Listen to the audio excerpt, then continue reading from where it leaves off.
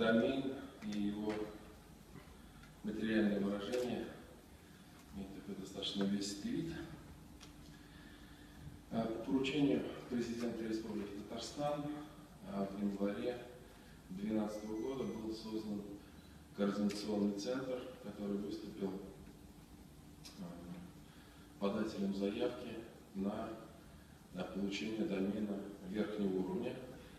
Исключительно это домен национально-культурный, исторический, но сеть интернет настолько обширна, настолько многообразна, что он, очевидно, еще принесет и экономическую составляющую, и плюс тем предприятиям, которые получат дополнительную возможность собственного позиционирования. Для 8 миллионов татар это также возможность зарегистрировать домен и дополнительно себя ассоциировать еще раз с своими историческими этническими корнями. На территории Российской Федерации, на территории Татарстана проживает 2 миллиона татар, суммарно в остальных регионах еще 3 миллиона 400. Это возможность себя дополнительно ассоциировать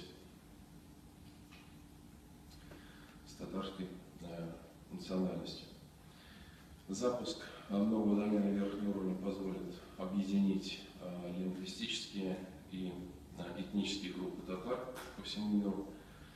Создание отдельного домена, так называемого татарского интернета, будет способствовать продвижению богатой национально-языковой идентичности.